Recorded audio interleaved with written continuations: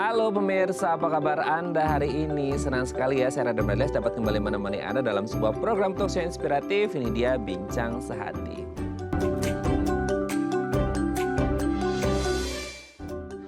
Ya pemirsa, pernah nggak sih Anda lagi jalan gitu ya, terus di jalan ada ngelihat kayak ada orang gitu ya, jatuh, kemudian terbaring, kemudian badannya itu agak gemeter atau seperti kayak kejang-kejang gitu ya. Bisa jadi sebagian tubuhnya atau seluruh tubuhnya, terus kemudian mengeluarkan busa gitu dari mulutnya. Nah bisa jadi juga hilang kesadaran gitu ya, habis dia kejang-kejang, gemeteran, keluar busa terus hilang kesadaran. Nah pasti sebagian besar dari kita sering menyangkanya itu adalah epilepsi gitu ya. Epilepsi atau bahasa lainnya mungkin kayak ayan gitu ya. Nah sebenarnya apakah itu benar-benar gejala yang memang akan khas terjadi pada orang yang mengalami epilepsi? Atau sebenarnya banyak loh gitu ya manifestasi dari gejala yang bisa saja timbul ketika orang mengalami epilepsi. Terus apa aja gejalanya, bagaimana penanganannya, apakah bisa sembuh atau enggak, adalah topik yang akan kita bahas hari ini ya. Kita akan membahas seputar epilepsi. Nah ngomong-ngomong tentang epilepsi, sebelum kita membahas lebih mendalam, kita akan membahas terlebih dahulu beberapa mitos fakta seputar epilepsi ya. Kita lihat yang pertama. Kejang itu artinya tanda epilepsi. Nah ini sering banget jadi apa ya, kalau kita lihat itu trademarknya gitu ya. Kalau kita ngomongin epilepsi otomatis kejang. Jadi ketika ada orang gitu ya, kecuali kemarin ya waktu pandemi, awal-awal pandemi kita ngelihat bahwa ada orang terus jatuh, terus kejang-kejang, itu katanya COVID dan lain sebagainya. Nggak ngerti itu hoax atau enggak ya. Tapi kalau kita ngomongin secara umum baik di luar pandemi gitu ya, kita pasti akan kepikiran bahwa ketika orang jatuh gitu ya, terus kemudian kejang-kejang, gemeteran gitu ya, itu pasti tandanya adalah epilepsi. Karena memang yang selama ini kita tahu di masyarakat kita ketika orang jatuh, kejang-kejang, keluar busa segala macam, so ini pasti epilepsi. Tapi nanti akan kita bahas apakah hanya berbatas pada kejang-kejang aja atau sebenarnya ada hal-hal lain atau tanda-tanda yang lain yang akhirnya menunjukkan bahwa ini epilepsi, meskipun mungkin kadang-kadang tidak ada kejangnya gitu ya, nanti akan kita bahas. Oke, kita lanjut yang kedua pemirsa. Epilepsi itu katanya adalah penyakit yang bersifat menurun alias keturunan. Mungkin ada hubungannya dengan genetik seperti itu ya. Karena biasanya gini, ada nggak sih Anda tahu satu keluarga yang punya riwayat orang tuanya epilepsi.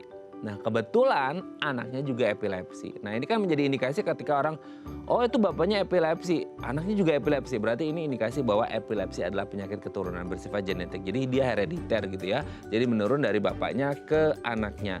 Nah apakah ini menjadi satu penyakit yang akan selalu menurun dari orang tuanya? Atau kan kadang-kadang kita ngeliat ibu bapaknya epilepsi, anaknya pasti epilepsi nggak ya gitu. Terus ada yang bapaknya epilepsi, ibunya enggak gitu. Itu juga bisa nggak menurun. Atau bahkan mungkin kadang-kadang kayaknya nggak genetik juga deh. Soalnya saya tahu ada satu keluarga yang bapak ibunya atau keluarga intinya itu nggak ada yang punya riwayat epilepsi, tapi ternyata anaknya mengalami epilepsi. Nggak ngerti juga ya, maksudnya itu dari ring pertamanya kan. Siapa tahu dari atasnya mungkin kakek neneknya atau apa sih buyutnya gitu ya, di atasnya itu juga punya riwayat epilepsi yang akhirnya kepotong di generasi bapaknya dan akhirnya nurun ke dia. Kita nggak ngerti ya, nanti akan kita bahas apakah memang ada hubungannya menurun gitu ya. Oke, kita lanjut yang ketiga pemirsa.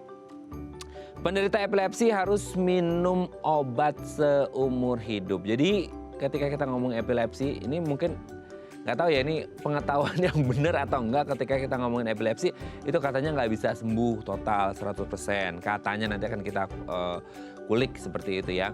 Nah akhirnya apa? Salah satunya adalah dengan mengontrol kondisi orang tersebut. Let's say kayak diabetes mellitus gitu ya, satu penyakit yang nggak bisa sembuh, jadi akhirnya bisa dikendalikan aja tuh gula darahnya. Nah begitupun ketika kita berbicara epilepsi. Apakah epilepsi bisa sembuh? Banyak orang bilang nggak bisa sembuh 100%. Jadi apa yang harus dilakukan? Harus minum obat seumur hidup. Nah apakah memang harus minum obat dan apakah obatnya ini harus benar-benar diminum setiap hari atau mungkin pas lagi gejalanya mulai timbul sehingga orang kayak sudah mulai aware nih ya, aduh kayaknya ini gejala epilepsinya udah mulai timbul, so kita harus minum obat. Nanti akan kita bahas ya apakah perlu seumur hidup minum obat atau nggak perlu, atau mungkin ada range waktu tertentu mereka harus minum obat. Oke, kita lanjut yang selanjutnya. Memasukkan sendok ke mulut untuk menghentikan epilepsi. Ini pernah terjadi di depan mata saya. Jadi adalah lewat di depan gitu ya, tempat tinggal kebetulan tuh kayak ya jalannya mungkin agak rame, terus kemudian ada bapak ibu naik motor bawa anaknya yang kita nggak ngerti ya, waktu itu kita nggak kepikiran bahwa mereka akan minta sendok gitu ya, minta sendok, dan kita nggak ngerti maksudnya awalnya tuh sendoknya buat apa, dan kita nggak ngerti bahwa anaknya itu adalah epilepsi. Dan akhirnya kita diminta sendok, sendoknya itu stainless steel loh gitu ya, terus diminta sendok, terus dimasukin tuh ke mulutnya si anaknya. Jadi waktu dimasukin ke mulutnya itu benar-benar kayak, dan akhirnya apa? Sendok stainless steel itu bengkok gitu ya. Nah ini kan di satu sisi mungkin karena nggak ngerti ya, ini indikasinya apa ketika orang memasukkan sendok ke mulut orang yang sedang mengalami epilepsi. Apakah ini menjadi cara untuk menghentikan sementara sih pasti ya, atau mungkin selama lagi jalan menuju ke dokter atau ke rumah sakit orang bisa menghentikan si epilepsi. Tapi mungkin nggak bisa berhenti lah ya, mungkin hanya untuk mengontrol aja supaya nggak terjadi menggigit ya, mungkin menggigit lidahnya dan lain sebagainya. Jadi hanya untuk sebagai pengaman aja. Nanti akan kita bahas ada hubungan nggak dengan menggigit sendok dan epilepsi itu sendiri. Oke, kita lihat poin yang terakhir pemirsa. Penderita epilepsi katanya nggak bisa melakukan aktivitas atau bekerja. Ya kita tahu lah ya, namanya epilepsi itu kadang-kala bisa muncul anytime ya. Dan nggak ngerti maksudnya dalam kondisi apa si epilepsinya ini bisa muncul. Bayangkan kalau orang lagi bekerja, aduh kalau kerjanya di konstruksi gitu ya, lagi di atas lantai berapa, atau pas lagi nyetir sebagai driver gitu ya, wah ini kan menjadi sangat berbahaya. Tapi apakah ini menjadi batasan bahwa orang yang punya riwayat epilepsi nggak bisa bekerja, terus nanti gimana penghidupannya? Kan nggak mungkin ya, tetap harus ada pekerjaan, mencari nafkah. Nah, mungkin nanti akan dijelaskan, oh ini cara mengantisipasinya supaya kayak, oh udah kerasa kayak epilepsi, bisa menghentikan kegiatannya dulu ya. Oke, itu tadi beberapa mitos, fakta seputar epilepsi, dan kami akan membahasnya saat lagi, tetap bersama kami di Bincang Sehati.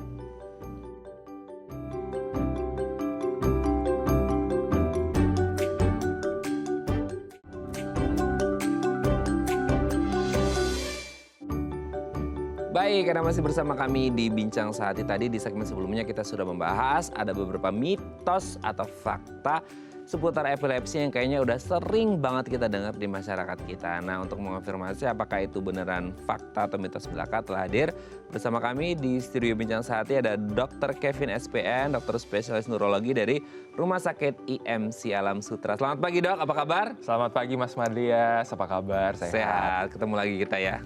Oke, Dok, hari ini kita akan membahas satu penyakit yang kayaknya udah sering terjadi di masyarakat dan banyak, bahkan kadang-kadang tidak ada hubungannya dengan dunia medis ya, yang hal-hal yang mistis juga ada hubungannya gitu kan ya, yaitu epilepsi. Kita bahas terlebih dahulu mitos fakta yang pertama adalah katanya epilepsi itu selalu dikaitkan dengan kejang-kejang. Karena selama ini yang kita lihat adalah di masyarakat kita, kalau ada orang jatuh terus kejang-kejang gitu, apalagi sampai berbusa, so pasti itu adalah epilepsi. Apakah selalu kejang? Kejang itu kaitannya memang kalau dikenal dengan awam adalah gerakan ya, ada suatu gerakan, entah dia kedutan atau ada gerakan kekoklojotan. Tetapi epilepsi tidak terbatas pada kejang, ada juga epilepsi yang gejalanya adalah gejala merasa atau dia merasa ketakutan. Gitu. Oh gitu. Jadi variasi gejalanya sangat bervariasi, tidak terbatas hanya kejang saja gitu. Oh, jadi maksudnya epilepsi itu tidak hanya berbatas pada orang kejang-kejang, either dia berbusa atau enggak, itu pasti epilepsi. Tapi bisa saja gejala-gejala yang lain, bahkan tidak kejang sekalipun. Yang tidak tampak ya dari luar kelihatannya sehat-sehat saja, cuma bengong-bengong saja, atau dia merasa ketakutan sendirian, gitu kan? Ternyata di gelombang otaknya itu ada masalah. Oh gitu, jadi selama ini kita tahunya epilepsi itu yang kejang-kejang, ternyata tidak hanya yang kejang, maksudnya tidak menampakkan diri, tapi ke dalam diri kita ketakutan pun itu juga termasuk ya, epilepsi. Oke, kita lanjut yang kedua. Nah ini kadangkala, ini yang tadi ngomongin antara kayak mistis tuh, kutukan tuh gitu, dari orang tuanya ke anaknya ke cucunya dan lain sebagainya. Apakah epilepsi ini bersifat menurun? Epilepsi memang ada kerentanan genetik, jadi kalau ada riwayat keluarga ya, bisa kecenderungannya itu kemungkinan seorang anak itu mengalami epilepsi itu lebih tinggi. Tetapi tidak terbatas bahwa ada loh anak-anak atau keluarga yang tidak ada riwayat dari keluarga sama sekali epilepsi, tapi dia menderita epilepsi, jadi sangat memungkinkan. Tetapi kalau ada riwayat perkawinan sekeluarga ya, perkawinan sedarah, maka kemungkinan seseorang itu memiliki anak dengan epilepsi itu lebih besar kemungkinannya. Maksudnya perkawinan sedara, maksudnya sudah ada riwayatnya atau tidak ada riwayat sama sekali perkawinan itu terjadi dan akhirnya anaknya rentan? Ya, jadi kalau pada perkawinan saudara, jadi misalkan antara anak dengan misalkan dengan om atau masih dalam keluarga ya, masih dalam kedekatan keluarga, Sepupu gitu? sepupu itu, maka kemungkinan ya kelainan-kelainan genetik itu akan semakin muncul, Mas. Tadi yang kemungkinannya sangat kecil, peluangnya itu menjadi sangat besar. Oh, oke. Meskipun dua-duanya ini, katakanlah sepupuan ini nggak ada riwayat epilepsi sama sekali ya. Betul. Tapi karena kelainan genetik itu akhirnya karena sedarah tadi gitu ya. Saudara. Oke dok, kita lanjut yang ketiga. Nah ini, epilepsi harus minum obat seumur hidup. Karena katanya epilepsi nggak bisa disembuhkan, hanya bisa dikontrol. Gimana? Kalau panduan yang sekarang, minum obat itu adalah 3 tahun bebas kejang. 3 tahun bebas kejang, maka dia bisa lebih aman untuk diturunkan. Tapi kalau dia tidak minumnya rutin, ya artinya itu angka 3 tahun bebas kejang itu restart lagi jadi 0, sehingga kesannya kok minum obat terus-menerus. Berarti memang harus disiplin ya. Disiplin. Ibarat kata kayak TB kan juga harus disiplin gitu. Dan ini juga sama kayak epilepsi juga harus disiplin selama 3 tahun. 3 tahun tuh biasanya per hari atau gimana? 3 tahun artinya misalkan saya minum obat hari ini, maka nanti 3 tahun lagi, sekarang 2023, maka nanti pada saat April 2026 saya bebas kejang, maka nanti dokternya akan mencoba menurunkan obatnya. Tapi kalau seandainya nanti di bulan Februari tahun 2026 saya nggak minum obat, kemudian muncul lagi kejang, maka itu dihitung Start lagi from dari zero. 0. Ya Gitu. salam, padahal udah tinggal sebulan 2 bulan, Iya. 2 bulan lagi gitu ya. Betul. Oke, berarti memang itulah ya kadang-kadang orang jadi akhirnya berpikir begitu karena salah sendirinya gitu ya. Tidak disiplin minum obat gitu ya. Karena merasa bosan. Ya lah 3 tahun ya Iya. gitu. Tapi demi kebaikan, demi kesembuhan kan harus dilakukan gitu ya dok ya. Betul. Oke dok, lanjut. Nah ini agak ekstrem ya. Ini kayak aksi-aksi yang menyeramkan ya. Masukin sendok ke dalam mulut kalau lagi orang kejang. Nah ini kebetulan juga saya pernah melihat secara langsung di depan mata saya. Cuman karena saya bukan dokter jadi nggak bisa ngomong gitu. Itu ada hubungan nggak sih antara masukin? Karena kan dia kadang-kadang gitu nggak sih kalau orang epilepsi itu kayak gigit lidah gitu. Jadi orang memasukkan sendok kan pasti ada tujuannya. Tujuannya biasanya supaya lidahnya takutnya tidak terputus, ya kan, karena takut bahwa gigi yang sedang kejang itu kemudian memotong lidah. Tapi nyatanya tidak ada kejadian dilaporkan bahwa dengan kejang itu lidah itu terputus. Nah, tindakan memasukkan sendok, jari atau apapun kain tujuannya untuk mencegah lidah yang tergigit itu justru membahayakan, karena pada seseorang yang mengalami kejang ya. Itu pita suara, saluran nafasnya itu juga mengalami kejang, dia mengalami penyempitan. Sehingga kalau kita memasukkan sendok ke dalam, justru kita menghambat saluran udara pada orang yang sedang mengalami kejang itu, justru kita lebih memberikan mudarat bagi pasiennya. Gitu. Itu dia ya. Dan sendok itu kan ada bagian ceruknya, ada bagian batangnya pegangannya. Jadi salah masukin yang batangnya keselak nanti dia dok ya. Dan Bahaya juga. ada juga yang sendoknya tuh beneran terputus kan, karena Iya kan? kan giginya sangat kuat kan. Betul. Ada juga keluarga yang memasukkan jarinya, Aduh jarinya bisa putus tuh. malah beneran terputus karena tergigit. Gitu. Aduh serem banget ya. Aksi yang sangat tidak boleh ditiru ya dok ya. Dan try this at home. Oke dok, yang terakhir. Penderita epilepsi katanya nggak boleh bekerja. Wah susah juga ya kalau punya anak istri gimana tuh? Apa boleh tetap bekerja dengan catatan-catatan khusus dok? Kalau di luar negeri, jadi orang-orang dengan epilepsi itu kita pantau. Jadi apakah seseorang itu pertama dia layak untuk bekerja, layak untuk berkendara, kemudian dia layak untuk misalkan melakukan operasi maksudnya pekerjaan yang berhubungan dengan orang banyak. Nah itu dilihat dari satu persatu. Jadi apakah kejangnya itu terkontrol, kemudian bentuk kejangnya seperti apa. Jadi tidak harus bahwa orang dengan epilepsi di rumah saja tidak bisa bekerja. Orang dengan epilepsi bisa bekerja layaknya orang normal. Nah, dengan pantauan dari tim medis gitu ya. Betul. Supaya kan mungkin ada yang beda kambuhnya berapa lama sekali. Itu kan juga harus diperhatikan gitu ya. Takutnya kayak ada gejala-gejala yang dirasakan, oh bahwa ini akan menuju ke epilepsi. Nah gejalanya seperti apa nanti kita bahas ya dok ya di segmen selanjutnya. Oke pemirsa, kalau Anda punya pertanyaan seputar tema kita hari ini, boleh ya tanya-tanya di 021 290 3244 atau DM Instagram kami di @theifamily. Kami akan kembali saat lagi.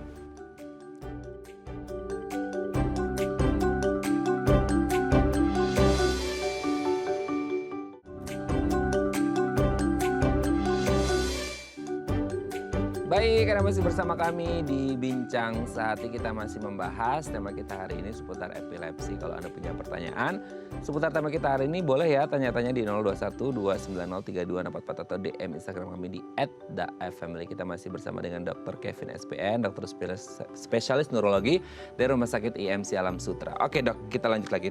Kita kalau ngomongin epilepsi itu ada orang selalu hubungannya dengan sistem saraf otak gitu ya. Nah sebelum kita bahas tentang epilepsinya ini sendiri, sebenarnya sistem saraf otak itu apa, fungsinya apa untuk seluruh tubuh kita, kok akhirnya dikaitkan juga dengan epilepsi gitu? Oke, jadi kalau kita menganalogikan ya, jadi kalau seandainya otak itu seperti PC, ya jadi dia adalah mastermind-nya. Jadi misalkan kita pengen merasa, kita pengen melihat, kita pengen melakukan gerakan tertentu, atau kita pengen melakukan aktivitas-aktivitas apapun, ya itu semua diatur dari otak. Kalau ada masalah ya korslet, ya kan kalau misalkan kabel itu korslet, kayak listrik gitu ya. betul, maka dia akan menimbulkan gejala. Padahal seharusnya tidak diperintah. Ya kan, tadi kalau misalkan tadi dia merasanya harusnya saya nggak lagi merasa, tapi otaknya korslet, ya dalam tanda kutip, maka dia akan merasa kok badan saya ngerasa kesemutan, atau kok saya merasa takut, atau kok saya merasa nyeri ulu hati, gitu. Atau saya ingin melakukan gerakan, misalkan pakai tangan kanan contohnya. Kalau begini kan kita gerakan secara sadar ya. Tapi kalau otak itu dia korslet ya, maka gerakan itu akan muncul sendiri tanpa diperintah gitu. Oh, berarti ini tanda ke epilepsi juga. Ketika kita kalau ngeliatin orang epilepsi itu kan kayaknya dia melakukan yang terlihat ya, yang maksudnya gejala yang terlihat itu kayak gerak-gerakan yang sebenarnya itu tidak diperintah sama dia, itu muncul secara begitu aja. Karena konslet tadi itu. Iya, jadi kan kalau kita balik ke epilepsi, apa sih epilepsi? Ya epilepsi itu adalah suatu bangkitan, ya bahasa sekarang itu adalah kalau dokter mengatakan itu bukan kejang lagi tapi bangkitan. Bangkitan. Karena tadi kejang itu pasti motor, tapi kalau manifestasi itu kan ada yang merasa tadi ya. Jadi kita bilang adalah bangkitan, ya itu munculnya 2 kali antara 24 jam. Jadi selalu polanya itu sama, stereotipik. 2 kali minimal 24 jam, atau mungkin saja baru muncul sekali. Tapi kita tahu dia kemungkinan untuk berulang. Contohnya apa? Pada saat orang ada dengan tumor otak, dia kejang pertama kali, maka sudah langsung kita katakan dengan epilepsi. Atau yang ketiga, kalau kita sudah menemukan adanya sindrom. Nah ini terutama pada anak-anak. Jadi ada pola-pola tertentu yang mengarahkan pada satu sindrom, maka kita sudah bisa menegakkan dengan epilepsi. Gitu. Jadi kalau kita balik tadi, apa sih bangkitan epileptik? Bangkitan epileptik itu adalah gejala saraf. Ya gejala saraf itu apa saja? Bisa gangguan melihatnya, jadi melihatnya kremet-kremet, atau dia merasanya terganggu, tadi ada gerakan, atau dia merasa takut, dejavu, jamaifu. Maka dia yang disebabkan karena apa? Tadi otak yang korslet itu, jadi aktivitas listrik otaknya itu berlebih, Mas Marlias. Gitu. Ini jadi pengetahuan baru ya, ternyata bukan kejang tapi bangkitan. Seperti itu. Bangkitan itu kan kalau orang yang let's say ada kan ya dok, maksudnya orang epilepsi yang jatuh ke lantai terus dia bahasnya kita adalah kejang, mengeluarkan busa, itu termasuk bangkitan juga atau gimana? Itu bangkitan, itu bangkitan yang gerakannya kaku kelojotan. Tapi ada juga loh yang bangkitan ini yang populer ya, kalau pada anak-anak SD itu kelihatannya cuma bengong aja. Jadi pada saat dia mengikuti pelajaran ya terus tiba-tiba dia bengong gitu, tapi dia tidak menyadari. Gitu, ternyata otaknya sedang mengalami gangguan, ya kan? Otaknya dia tidak bisa memproses. Ada juga pasien pada saat dia berjalan gitu ya, tiba-tiba dia jatuh kehilangan tonusnya. Terus sadar lagi bangun. Ada juga gerakannya hanya begitu, gerakannya seperti tersentak padahal itu juga adalah kejang.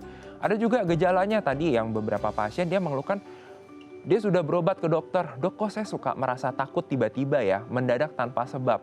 Sudah diobatin, sudah dikasih konseling, sudah dikasih psikoterapi, akhirnya dikonsulkan dokter saraf, kita lihat gelombang kejangnya, oh ternyata dia mengalami epilepsi. Karena ternyata listrik otaknya tadi terganggu. Gitu. Ya.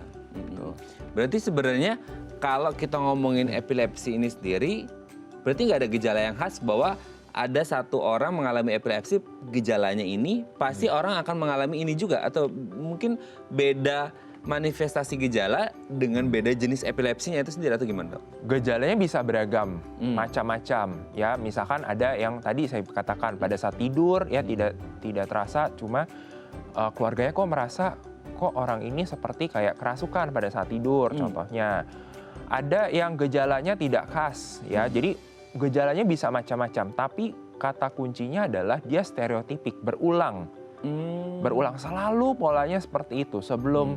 Sebelumnya saya nggak kenapa-napa, tapi pada saat saya mau melakukan tertentu, kok saya merasa lambung saya sakit ya, ulu hati saya sakit ya. Kok saya seperti rasa ingin tercekik. Saya ingin seperti kayak kerasukan. Kok saya sepertinya rasanya seperti kenal dengan situasi ini. Pola itu selalu berulang ya biasanya. Nah, itu mengarahkan tanda-tanda kepada epilepsi gitu. Tapi beda gejalanya bergantung sama jenis epilepsi. By the way, ada jenis epilepsi kah?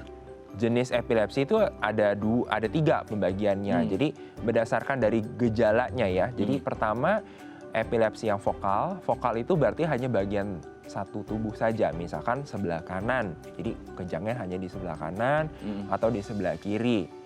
Atau ada gejala yang umum. Ya, tadi yang umum itu adalah gerakan kaku kelojotan seluruh tubuh. Ya, satu lagi adalah kejang yang tidak diketahui. Epilepsi yang unknown, awalnya tidak diketahui. Maksudnya tidak diketahui gimana? Contohnya adalah orang kelihatan kaku kelojotan, ya, tapi sebenarnya mungkin awalnya dari sebelah kiri. Tapi karena tidak disaksikan, atau misalkan dia hanya dilaporkan, Pak, Bu, ini anaknya kejang gitu. Tapi kayak gimana? Tidak ada yang merekam, tidak ada yang menyaksikan. Maka kita katakan ini adalah epilepsi yang awitannya tidak diketahui atau unknown onset. Oke, dari 3 itulah ya gitu ya. Tapi sebenarnya kalau ngomongin epilepsi kan erat kaitannya dengan otak gitu ya, sistem kerja di otak yang ada konsletnya tadi Dr. Kevin menyebutkan.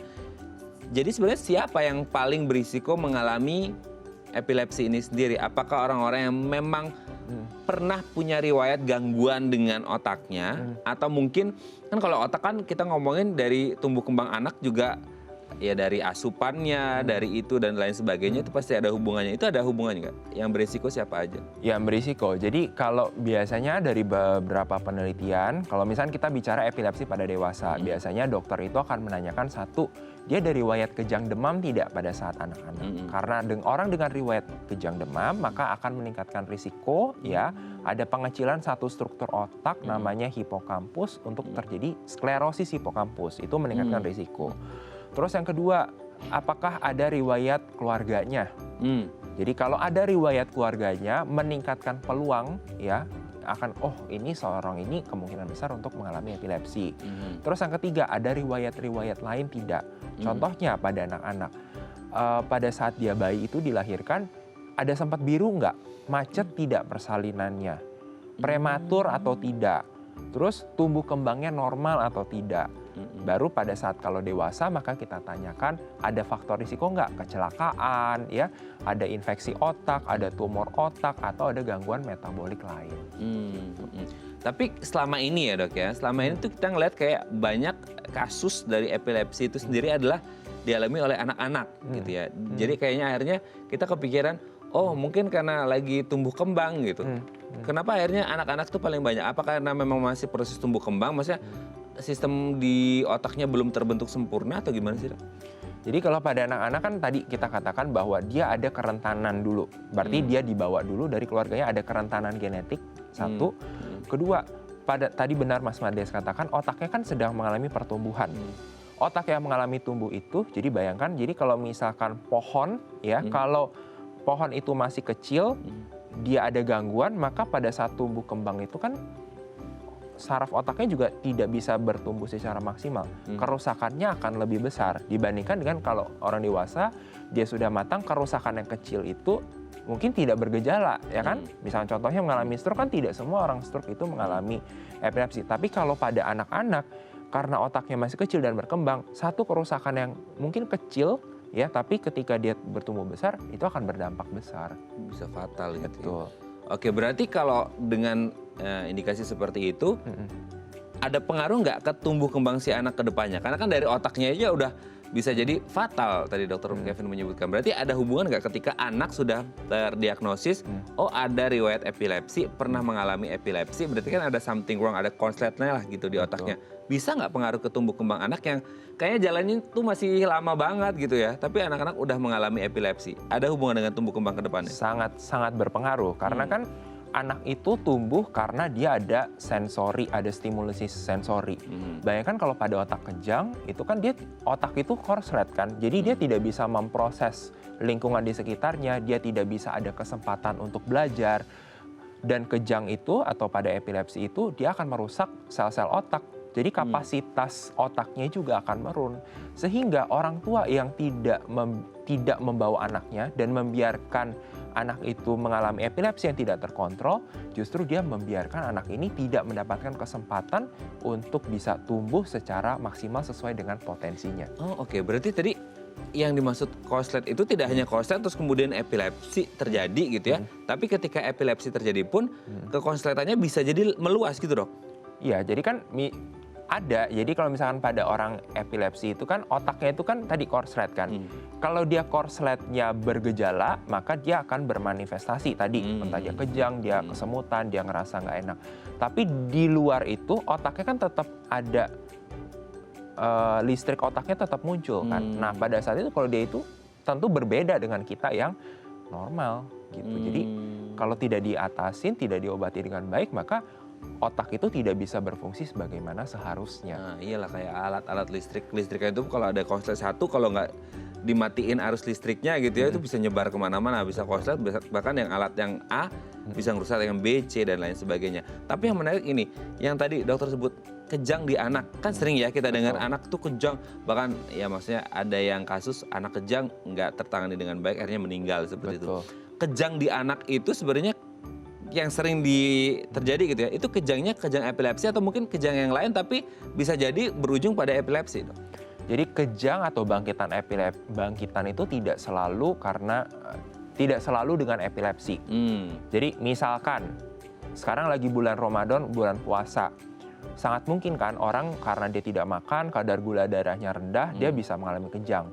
Tapi dia tidak kita katakan sebagai epilepsi. Ada faktor-faktor yang bisa meningkatkan risiko kerentanan seorang dengan kejang. Tadi ada gangguan elektrolit, gangguan gula, gangguan metabolik lain, tapi dia bukan epilepsi. Sedangkan kalau pada anak-anak ini tadi ya, kita lihat dulu nih penyebabnya apa.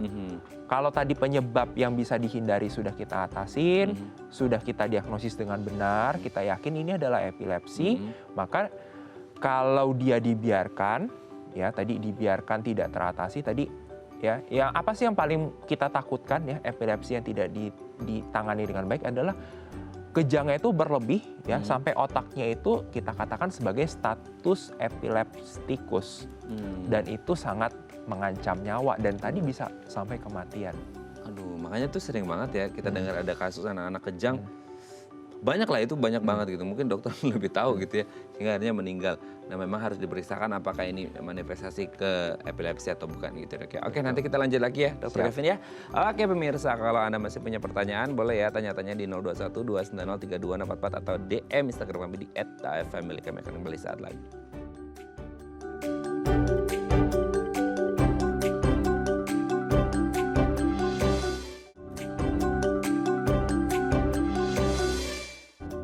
Baik, Anda masih bersama kami di Bincang Sati dan kita masih membahas tema kita hari ini seputar epilepsi. Kalau Anda punya pertanyaan, boleh ya tanya-tanya di 021 290 3244 atau DM Instagram kami di @dafamily. Kita masih bersama dengan Dr. Kevin SPN, dokter spesialis neurologi dari Rumah Sakit IMC Alam Sutera.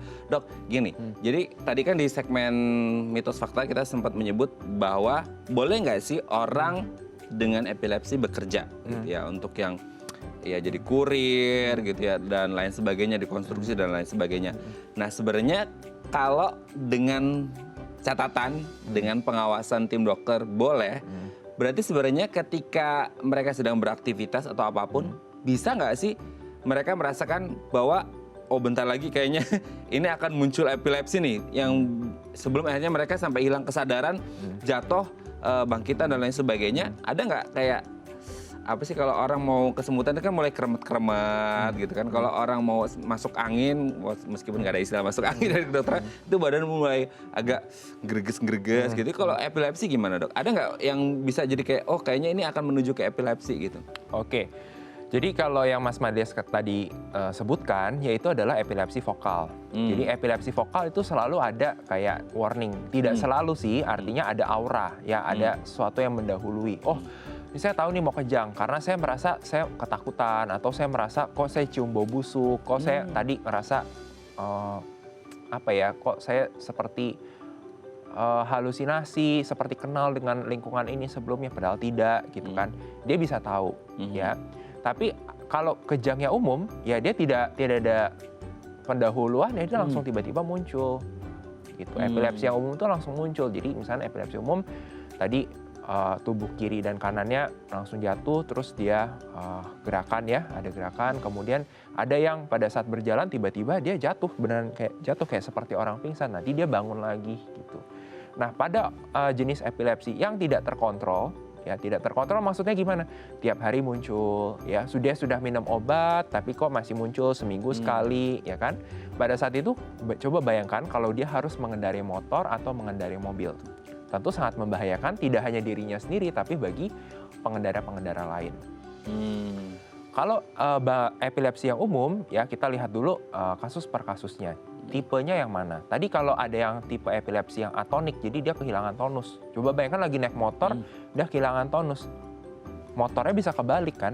Tentu itu sangat membahayakan. Jadi orang dengan epilepsi bisa nggak dia naik mobil atau dia bekerja? Bisa, tapi dengan catatan. Kita harus lihat dulu historinya ya. Kalau di luar negeri itu kita lihat dalam 6 bulan sampai 1 tahun, gimana history dia terkontrolnya untuk epilepsi atau tidak. Kalau dia tidak terkontrol, maka biasanya tidak disarankan untuk berkendara. Tapi kalau bekerja, boleh nggak? Boleh, ya kan? Tapi disesuaikan jenis-jenis pekerjaan tertentu. Kalau pekerjaannya, kalau dia dengan kejang bisa membahayakan orang lain, mungkin dia harus dipindahkan ke divisi lain yang aman, ya, dan tidak mencetuskan bangkitan epilepsinya itu. Tapi biasanya dok, kalau secara umum rata-rata mungkin akan beda ya. Tapi maksudnya secara umum, ada nggak sih yang akhirnya frekuensinya itu berapa kali muncul dalam berapa lama waktu gitu? Jadi kalau kita katakan ya sebaiknya adalah terkontrol. Terkontrol itu artinya ya dia minum obat, ya minum obat dengan benar dosis, benar jenis obatnya, benar kesesuaian dengan tipe epilepsinya, maka seharusnya dia tidak muncul. Tapi kalau dia masih muncul, ada 2 kemungkinan nih. Pertama, obatnya. Benar gak cara minum obatnya? Dosisnya sudah sesuai belum? Ya kan? Pencetusnya sudah dihindari belum? Pencetusnya apa sih paling sering? Biasanya adalah kelelahan, ya. Cahaya terang dalam ruang gelap, ya ada beberapa jenis epilepsi tertentu yang dipicu oleh cahaya, ya cahaya yang terlalu terang. Kemudian ada faktor-faktor lain, ya. Contohnya adalah konsumsi alkohol. Kalau itu sudah diatasin, kita pikirkan kemungkinan lain. Oh, mungkin adalah jenis epilepsi yang barangkali membutuhkan obat lebih dari 1. Gitu. Jadi kalau saya masih minum obat seminggu sekali, sebulan sekali, belum terkontrol, nah coba konsultasikan dulu ke dokternya. Ada nggak strategi supaya dia tidak muncul? Gitu. Oke, berarti indikasinya adalah ini adalah orang-orang yang miss dalam mengonsumsi obat, ya dalam artian entah cara minumnya yang salah atau miss nggak minum, sehingga akhirnya kemungkinan untuk dia muncul itu ada pencetusnya tadi ya, yang memantik ya akhirnya si epilepsinya itu muncul lagi. Tapi dalam konteks kalau semisal orang nih, entah itu dari jenis epilepsi yang mana, dia apalagi yang sampai jatuh gitu ya, bangkitan, kejang, sampai keluar busa, ada kan ada yang keluar busa kan? Nah itu ada nggak sih yang dia seperti itu, pas kebetulan nauzubillah min zaliknya nggak ada orang gitu ya, itu dia bisa nggak dalam satu waktu tertentu dia akan bisa sadar sendiri, bangkit sendiri? Bisa, tapi syaratnya ya, tadi misalkan kalau dia sesekali dia nggak sadar, dia kaku kelojotan sendirian, biasanya dia akan pulih ya, dalam rentangnya biasanya 5 menit, paling lama bisa ada yang hitungannya sampai 30 menit, ada yang 1 jam, ada yang sampai berjam-jam. Tapi kalau dia tidak terkontrol, ya jadi misalnya Mas Mades ada yang tidak terkontrol gitu, misalnya tiap hari sekali, 2 kali, 3 kali, terlalu sering tadi yang sampai dia mengalami status epileptikus, maka itu sangat berbahaya dan itulah yang menjadi sumber masalah karena ketika dia sudah otaknya sudah korslet sekali dalam otaknya itu sulit sekali untuk menangani dan akhirnya sampai meninggal dunia itu. Aduh, ada ya itu yang sampai sendirian nggak ke notice sama orang lain akhirnya meninggal dunia gitu. Betul, sehingga kalau di luar negeri orang dengan epilepsi itu biasanya ada penanda. Ya, jadi dia dengan gelang, dengan kalungnya, sehingga kalau dia mengalami kejang, ya, jadi tolong hubungi, ya, misalnya tolong hubungi rumah sakit ini, tolong hubungi keluarga ini, gitu ya, sehingga itu sangat ngebantu. Mudah-mudahan di Indonesia praktik itu bisa diadopsi. Jadi dia menggunakan gelang tertentu. Simple aja sebenarnya ya. Dia gelang, saya adalah epilepsi, sehingga dia terserah dia mau jalan-jalan, dia mau liburan, tapi ketika dia muncul orang bisa membantu gitu ya. Jadi orang dengan epilepsi itu saat dia kejang, kita jangan jauhi, ih kok dia kayak begitu, tapi justru kita dekati, kita tolong ya, tapi tidak usah kita masukkan apapun ke dalam mulutnya. Kalau ada gitu coba kita hubungi keluarganya, kita hubungi mungkin dokternya gitu sehingga dia bisa dibawa dan diobatin. Oke Dok, sebelum lanjut ini ada DM Instagram, ya, kita bacakan dulu dari Pak Anwar nih. Dok, saya punya teman laki-laki usia 23 tahun, 23 ya. Dia punya riwayat epilepsi dan masih suka kambuh. Kalau lagi kambuh kadang mulutnya itu berbusa. Nah Dok, saya mau tanya kenapa mulut dia suka berbusa pas lagi kambuh dan apakah epilepsi menular? Misalnya jika kena liurnya, terima kasih. Nah ini tadi sempat aku mau tanya juga nih, ketika orang ya tadi ya mungkin Dokter Kevin menyebut takut segala macam, takut juga mungkin menular dari busanya. Sebenarnya busa itu apa sih Dok? Dan akhirnya itu bisa menular nggak kan? Itu jadi kayak kita tuh kadang-kadang kalau ada orang epilepsi itu takut kesemprot busanya, menular dan lain sebagainya gitu.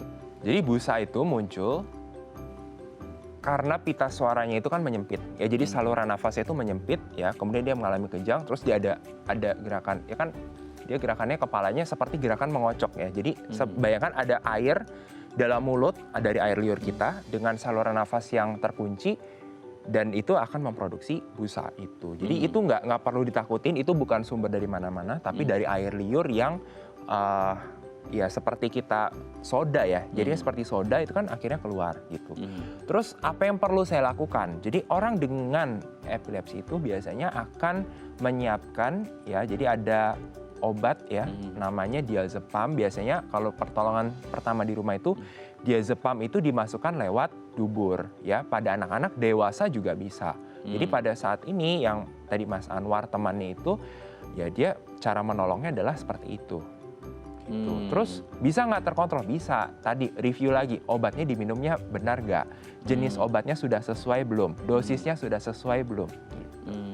Oke, dari jenis perbedaan epilepsi yang tadi itu, perbedaan konsumsi obatnya juga bisa beda ya Dok? Beda, jadi tidak ada satu obat untuk semua orang. Jadi obatnya itu dilihat kasus per kasus, profilnya tadi anak-anak, remaja, dewasa, lansia, ada pilihan obatnya tersendiri-sendiri. Oh ya, tadi pertanyaan salah, menular nggak epilepsi? Itu jadi pertanyaan banyak orang. Epilepsi itu tidak menular ya. Tadi kan masalahnya adalah otak yang mengalami korslet tadi ya, aktivitas listrik otaknya berlebih ya. Jadi kita tidak perlu takut, kita tidak perlu menjauhi orang dengan epilepsi. Orang dengan epilepsi itu sama dengan orang yang lain, tapi memang otaknya ini ada tadi kerentanan untuk aktivitas listrik otaknya itu berlebih gitu. Oke ya, semoga bisa menjawab pertanyaannya Pak Anwar ya. Dan semoga temannya sehat terus, jangan lupa minum obat. Tapi yang menarik juga adalah ketika orang epilepsi jatuh sampai kaku kelojotan, sampai keluar busa, itu sebenarnya boleh langsung diangkat, dibawa, atau ada cara-cara yang khusus untuk menangani? Maksudnya kayak posisi kepala, karena ada otaknya gitu, harus di atas atau boleh rebahan aja atau gimana sih? Ada nggak panduan-panduan khususnya gitu? Jadi kan kita tadi pastikan bahwa jalan nafasnya itu lapang ya, tidak ada sumbatan, tidak tadi kalau misalkan ada busa, coba bayangkan kita terlentang, busa ini banyak, bayangkan ada air, dia kan akan berbahaya kan, risiko untuk masuk ke dalam paru-paru. Sehingga kita masuk ke dalam posisi recovery. Gimana sih posisi recovery? Jadi kalau orang dengan kejang, kita nggak usah angkat-angkat, kita hanya baringkan ke satu sisi. Jadi dengan tangan, misalnya sebelah kiri gitu, dia baringkan ke satu sisi. Miringin ya? Dimiringkan ke sebelah sini supaya apa tadi? Air liur dan busanya itu keluar ke samping, tidak menghalangi jalan nafasnya gitu. Oke. Jadi Jangan sampai dia malah masuk ke paru-paru malah bisa bahaya. Meskipun itu air liurnya dia sendiri gitu ya. Oke. Dok, nanti kita akan lanjut lagi ya di segmen terakhir. Ini menjadi sangat penting bagi kita untuk pengobatannya itu sendiri dan sebenarnya bisa sembuh 100% nggak sih? Karena itu kan jadi pertanyaan banyak orang. Apalagi kalau kita melihat tadi ada 3 jenis dari epilepsi itu sendiri ya. Dan kadang-kala orang berpikir bahwa anak-anak nggak ada riwayat, tiba-tiba dewasa bisa nggak sih muncul? Karena kan konslet otak itu bisa terjadi at any time gitu ya dok ya. Nanti akan kita bahas di segmen terakhir. Oke pemirsa, kalau Anda masih punya pertanyaan seputar tema kita hari ini boleh ya di 021 290 3244 atau DM Instagram kami di @dafamily. Kami akan kembali saat lagi.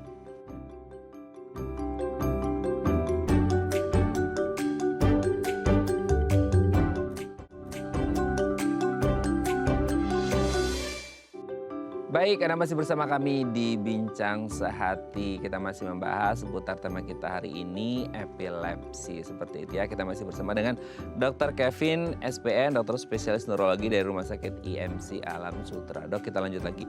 Kan ada ya orang kalau ngomongin epilepsi, ya gini, kan gara-gara konslet ya. Konslet itu kan nggak ada yang ngerti, kayak listrik di rumah aja kita nggak ngerti. Maksudnya lampu lagi nyala enak-enak tiba-tiba konslet. Nah, kalau kaitannya dengan epilepsi, let's say anak-anak tumbuh kembangnya oke-oke aja nih, smooth aja gitu ya. Tahu-taunya pas sudah gede muncul epilepsi. Bisa nggak seperti itu? Bisa. Tadi sudah saya katakan bahwa kalau ada riwayat kejang demam, ya tadi kan ada struktur otak namanya hipokampus. Hipokampusnya mengecil ya sampai dokter itu kita mengatakan adalah sklerosis hipokampus. Sehingga nanti di usia 20-an awal ya di usia 30 dia mengalami kejang. Ya kejang pertama kali. Berbahaya nggak? Ya sebenarnya tidak ya, tidak berbahaya. Tapi kalau di usia lebih tua, jadi misalkan dia udah sampai 40, 50, dia timbul tadi epilepsi, bisa nggak? Bisa. Tadi kalau dia ada tumor, ya dia mengalami stroke, dia ada mengalami infeksi otak, ya atau ada penyakit autoimun tertentu, ya yang bisa menimbulkan bangkitan di otaknya itu. Oke. Nah, kalau hubungannya dengan otak nih dok, ini pertanyaan orang umum ya, maksudnya kan gara-gara konslet kan biasanya orang konslet tuh kayak HP atau tab ini jatuh cek karena kebanting dia bisa konslet gitu. Kelistrikannya konslet. Nah, kalau otak nih, otak kan ada di kepala. Ada istilah orang gegar otak gitu ya atau kebentur atau apa deh gitu ya. Itu kan pasti ada benturan yang membuat otak kita juga agak ada hentakan gitu. Betul. Kan kemungkinan jadi kayak kita analogikan itu sebagai HP atau alat elektronik yang jatuh kebentur pasti dia ada konsletnya. Nah, kalau untuk kayak orang gegar otak dan lain sebagainya, ada nggak sih kemungkinan gara-gara hentakan itu gitu ya bisa berujung pada konslet dan akhirnya berujung pada epilepsi?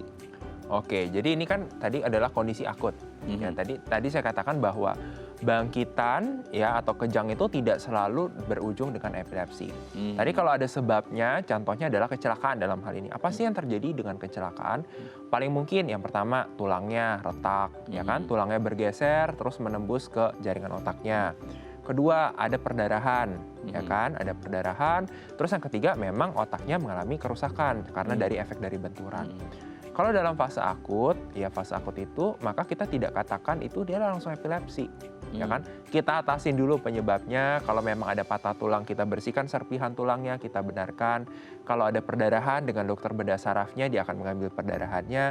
Kalau ada tadi kerusakan otaknya, maka ya kita berikan obat supaya dia mengalami penyembuhan.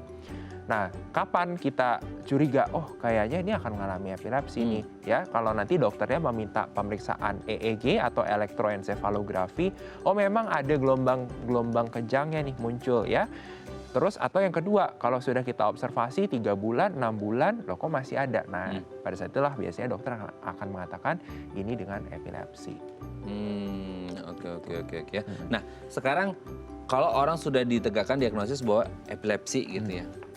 Dari kan ada 3 jenis tadi kalau tidak salah gitu ya. Itu 3-tiganya kan tadi ngomongin juga dengan mitos fakta tadi ya, katanya nggak bisa sembuh gitu, hanya bisa terkontrol. 3-tiganya akan menjadi terkontrol aja, nggak bisa sembuh 100%. Atau mungkin case by case, kan kalau penyakit lain mungkin ada kayak stagingnya ya dok ya, stadium 1 itu masih, let's say masih bisa sembuh. Nah kalau untuk epilepsi sendiri gimana? Tadi ada jenis epilepsi ya, jenis epilepsi absans ya. Absans itu yang tadi munculnya pada anak-anak. Anak-anak dia bengong aja di sekolah gitu ya. Tapi dia secara natural ya, natural itu dia bisa sembuh sendiri. Ya artinya dengan pengobatan tapi akhirnya dia mengalami sembuh ketika remaja sampai dewasa, dan dia ketika tidak minum obat dia ya normal saja seperti biasa. Tapi ada jenis epilepsi tertentu ya, itu yang mau tidak mau dia harus mengonsumsi obat. Terutama jenis epilepsi yang jenisnya umum ya, jenis bangkitannya adalah umum. Kalau yang epilepsi vokal kita lihat dulu kasus per kasus. Tadi kalau sebabnya kita atasin, contohnya epilepsi yang timbul karena ada tumor otak. Kalau tumor otaknya sudah diangkat, sudah bersih ya, kemudian jaringannya tidak ada yang mencetuskan, ya tentunya dia kemungkinan untuk sembuhnya lebih besar. Gitu. Tapi kalau ada sebab yang lain ya, atau misalkan minum obatnya tidak dengan baik dan benar, maka kerusakan atau jaringan parut di otaknya semakin besar, maka kemungkinan untuk mengalami sembuhnya akan semakin kecil gitu. So, kuncinya adalah kalau minum obat ya teratur, jangan sampai muncul terlalu sering. Kalau muncul terlalu sering, kemungkinan untuk sembuhnya akan lebih kecil. Gitu. Muncul terlalu sering karena minum obatnya nggak benar kan ya dok ya? Nggak benar itu dalam artian ada miss-nya, kan kadang-kadang orang ketinggalan sekali minum gitu, itu berarti harus start from zero lagi atau gimana? Iya, start from zero. Jadi tadi saya katakan bahwa orang dengan epilepsi adalah kita berharap ya dia 3 tahun bebas kejang. 3 tahun bebas kejang artinya dari hari 0 sampai 3 tahun itu dia tidak ada muncul sama sekali. Tapi ketika dia muncul lagi, ya misalkan udah mendekati 1 bulan, dia nggak minum obat nih karena merasa, wah saya udah sehat ya, udah saya nggak usah minum lagi. Dia muncul kejang, maka dia muncul, hitung lagi kita dari 0. Oke. Gitu. Tapi kalau semisal dia benar-benar rajin disiplin minum obat, selama 3 tahun itu pasti nggak akan muncul ya? Seharusnya. Balik lagi, jenis obat kejang itu macam-macam. Yang generasi paling lama, yang paling murah, sampai generasi yang paling baru. Nah, tentu generasi paling baru itu menawarkan ya obat-obat yang generasi baru, efek sampingnya lebih rendah, kemampuan untuk mengontrol kejangnya juga lebih baik. Gitu. Sehingga kalau misalkan minum 1 obat nih ya, tadi saya katakan, kok saya udah minumnya rajin ya dok? Kok saya udah pakai waker, saya udah kasih bel, saya udah minum sesuai, kok saya masih belum terkontrol? Coba konsultasikan dengan dokternya, ada pilihan obat lain nggak yang bisa dikonsumsi? Jadi konsultasi ke dokter tetap Betul. ya. Oke, thank you Dr. Kevin. Ini semoga bermanfaat untuk kita semuanya dan semoga yang sedang mengalami epilepsi segera terkontrol dengan baik. Thank you dok. Salam untuk keluarga di rumah dan teman-teman di IMC Alam Sutra ya dok ya. Terima kasih. Oke pemirsa, itu tadi perbincangan kita dengan Dr. Kevin. Semoga bermanfaat dan jangan lupa untuk menyaksikan tayangan unggulan kami di aplikasi The Eye Plus. Saya Radha Badai Sumit, sampai jumpa.